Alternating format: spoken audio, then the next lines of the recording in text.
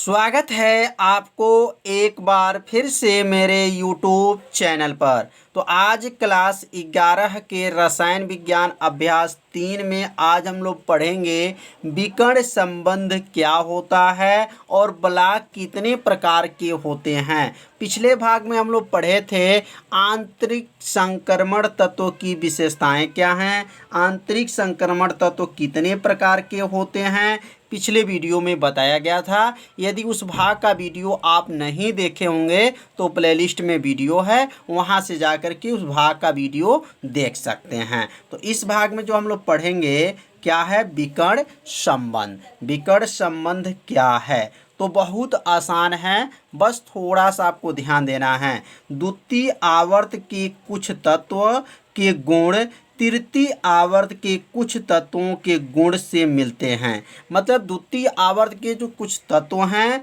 और तृतीय आवर्त के कुछ तत्वों के गुण से क्या होते हैं, मिलते हैं, उन्हें विकर्ण संबंध कहते हैं। कितना आसान है, यह द्वितीय आवर्त के तत्व लिखा गया है और यह जो है तृतीय आवर्त के कुछ तत्व लिखा गया है। तो यहाँ से जो है लिथियम और मैग्नीशियम का जो गुण है समान है और यहाँ जो है बेरिलियम एल्युमिनियम के जो गुण हैं समान हैं। तो यहाँ बोरान जो है बी जो है और ये सिलिकॉन जो है दोनों का गुण क्या है, समान है। तो यहाँ पर ये तिरछा जो बना हुआ है विकर्ण बना, जैसे आयत में विकर्ण होता है तो विकर्ण कैसे होता है देखे होंगे आयत में, उसी प्रकार यहाँ पर भी विकर्ण की संरचना बना हुआ है। मतलब इसका गुण है और इसका इससे गुण है और इससे और इसका जो है गुण समान है, इसलिए इसे विकर्ण संबंध कहा गया है। तो यहाँ लिखेंगे यहाँ LiMg, मतलब Li का जो गुण है वह लिथियम और मैग्नीशियम का जो गुण समान है, बेरिलियम एल्युमिनियम का जो गुण क्या है, समान है। और यहाँ बी का मतलब बोरान, SI का मतलब सिलिकॉन, ये दोनों का जो गुण क्या है, समान है। इसे विकर्ण संबंध प्रदर्शित करते हैं। मतलब यहाँ पे ये दो जो बनाया गया है यह क्या संबंध स्थापित किए हैं, तो विकर्ण संबंध स्थापित किए हैं। तो द्वितीय आवर्त का कुछ तत्व, मतलब यहाँ पे कुछ तत्व, ये देखिए अब यहाँ पे C है तो यहाँ आगे नहीं लिखा गया और यहाँ Na है तो यहाँ पे जो है Na का गुण भी नहीं मिला है। तो मतलब द्वितीय आवर्त का कुछ तत्व और तृतीय आवर्त के कुछ तत्व के गुणों में क्या मिलते हैं, समानता मिलते हैं, इसी को विकर्ण संबंध कहा जाता है। अब हम लोग पढ़ेंगे कि इलेक्ट्रॉनिक विन्यास के आधार पे ब्लॉक के प्रकार। इलेक्ट्रॉनिक विन्यास के आधार पे ब्लॉक कितने प्रकार के होते हैं, तो इलेक्ट्रॉनिक विन्यास के आधार पे समस्त आवर्त सारणी के 4 ब्लॉक में बांटा गया है।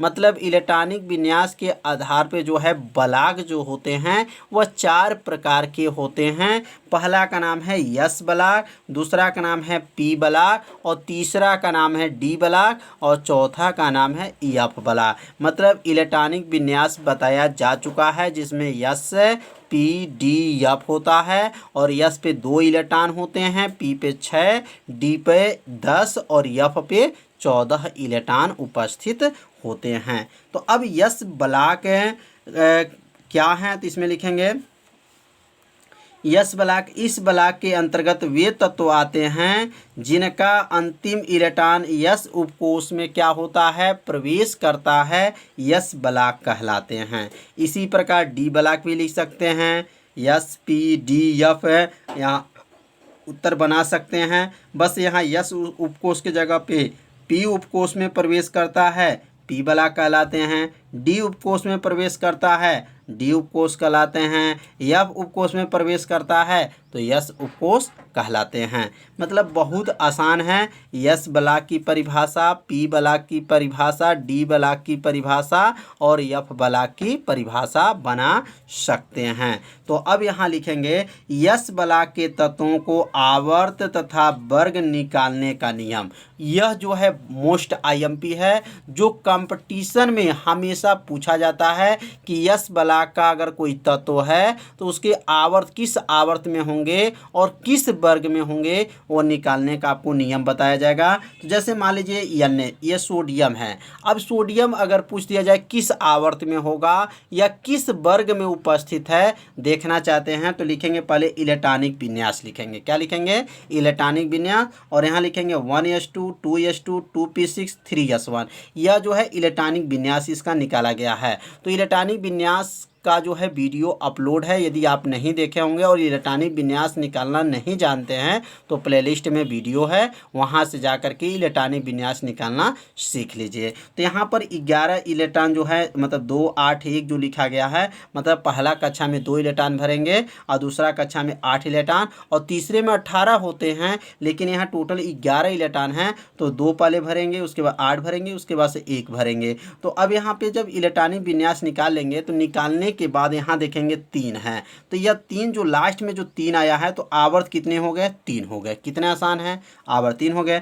वर्ग कितने हैं? तो यस के ऊपर 1 है तो इसलिए वर्ग 1 में रखा गया। क्या है? वर्ग फर्स्ट में यह रखा गया है, मतलब आवर्त 3 है और वर्ग जो है 1 है। वर्ग किस में है? 1 में है और आवर्त में किस में है? 3 आवर्त में सोडियम को रखा गया है और वर्ग जो है 1 है। तो समझ में आ गया होगा कि आवर्त और वर्ग कैसे निकाला गया। अब यहाँ मैग्नीशियम का जो परमाणु भार क्या होता है? 12 होता है। कैसे भरेंगे? पहला कक्षा में 2 इलेक्ट्रॉन, दूसरा में 8 इलेक्ट्रॉन और तीसरा में जो है 2 जोड़ेंगे, कितना हो जाएगा? 12। इलेक्ट्रॉनिक विन्यास कैसे निकालेंगे? 1s2 2s2 2p6 3s2। तो यह जो है इलेक्ट्रॉनिक विन्यास है। इलेक्ट्रॉनिक विन्यास निकालने के बाद से आवर्त क्या है? तो यह जो आवर्त क्या हो जाएगा? 3। आवर्त क्या हो जाएगा? 3। तो यहाँ आवर्त 3 हो गया। और यस ब्लॉक में यहाँ पावर क्या है? 2 है, तो वर्ग जो है 2, मतलब वर्ग 2 में इसको रखा गया है और आवर्त जो है 3।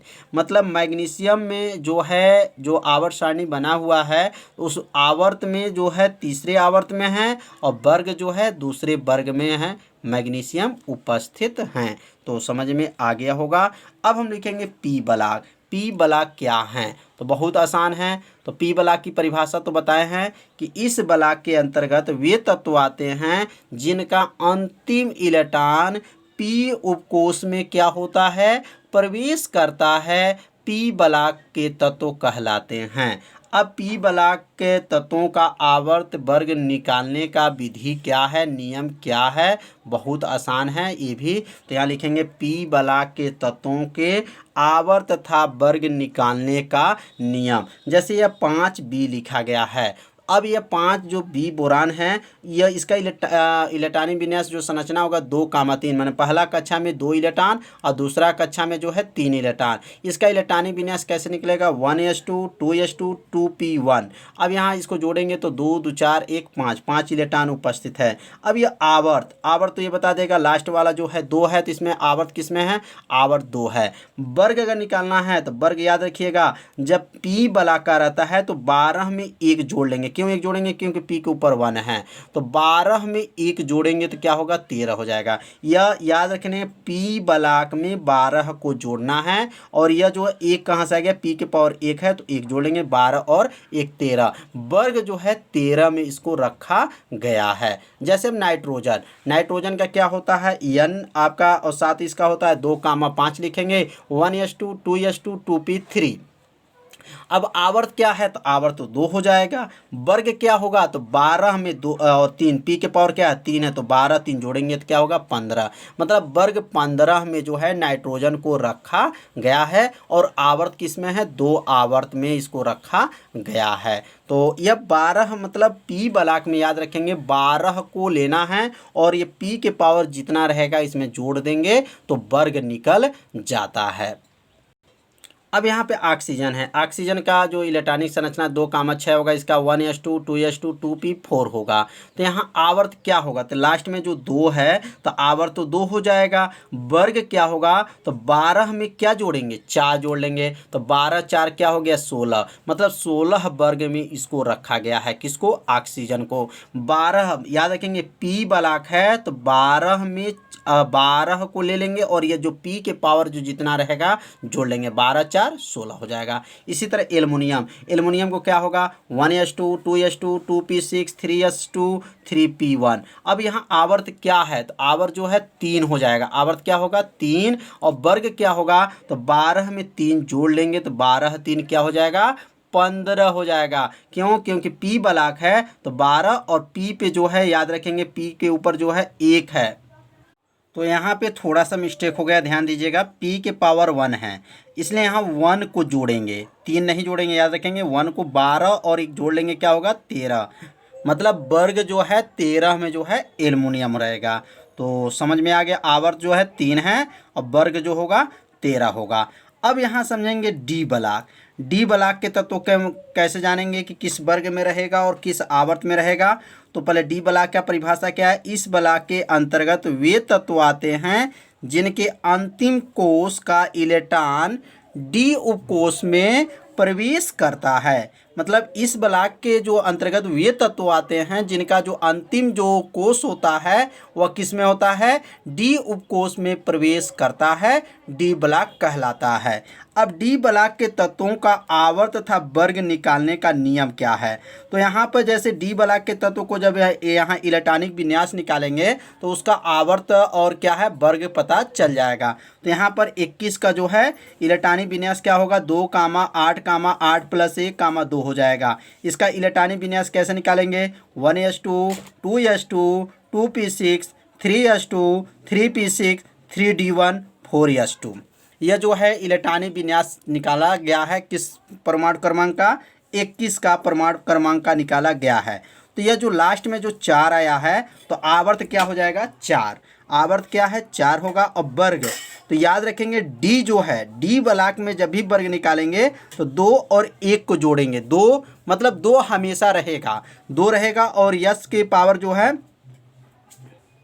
यहाँ 2 है, लेकिन यहाँ ध्यान देंगे डी के पावर 1 है तो यह 1 है इसलिए 1 को जोड़ेंगे, 2 और ये क्या होगा 3 हो जाएगा। तो डी ब्लॉक में हमेशा यहाँ 2 रहेगा और ये कैसे पता चलेगा, डी के पावर जितना रहेगा, डी के पावर 1 है तो 1 जोड़ेंगे, डी के पावर 2 है तो 2 जोड़ेंगे, डी के पावर 10 है तो 10 जोड़ेंगे। तो ऐसे जो है 2 1 मिलकर के क्या हुआ 3, तो मतलब वर्ग 3 में जो है 21 जो है परमाणु क्रमांक वाले तत्व उपस्थित हैं। तो समझ में आ गया होगा। अब जैसे यहाँ पे एक और तत्व को समझेंगे जिंक। तो जिंक का परमाणु क्रमांक क्या 30 है। कैसे इलेक्ट्रॉन विन्यास निकलेगा 2 8 18 2, मतलब पहला कक्षा में 2 इलेक्ट्रॉन, दूसरा में 18, तीसरा में पहला में 2, दूसरा में 8 और तीसरा में 18 और चौथा में जो है 2 इलेक्ट्रॉन यहाँ पे रहेगा। टोटल जोड़ेंगे तो 30 इलेक्ट्रॉन हो जाएगा। अब इसका इलेक्ट्रॉनिक विन्यास क्या होगा 1s2 2s2 2p6 3s2 3p6 3d10 4s2। अब यहाँ पे जो देखेंगे इसका आवर्त क्या होगा, तो यहाँ लास्ट में देखेंगे ये 4 है तो 4 जो है इसका क्या हो जाएगा आवर्त हो जाएगा। अब वर्ग कैसे निकालेंगे, तो यह जो है डी जो है उपकोष में प्रवेश किया है, इसने डी के पावर 10 है तो 2 में 10 जोड़ेंगे तो 10 2 मिलके क्या होगा 12 हो जाएगा। तो इसमें वर्ग जो है 12 है और आवर्त क्या है 4 है। तो समझ में आ गया होगा कि डी ब्लॉक के तत्व में कौन से आवर्त है और कितने वर्ग में वह तत्व उपस्थित हैं। बहुत आसान है, बस आपको याद रखना है कि डी ब्लॉक में 2 और डी के पावर जितना रहेगा उसमें जोड़ लेंगे तो हमें मालूम हो जाएगा वर्ग की संख्या। तो आज का वीडियो कैसा था आप सभी विद्यार्थी जरूर कमेंट कीजिएगा, वीडियो को लाइक कीजिएगा। चैनल पर यदि पहली बार आए होंगे तो चैनल को सब्सक्राइब और घंटी दबाना मत भूलिएगा, क्योंकि यह लाइव क्लास आपके लिए ही चलाया जा रहा है। तो मिलते हैं अगले भाग में, तब तक के लिए सभी विद्यार्थियों को नमस्कार।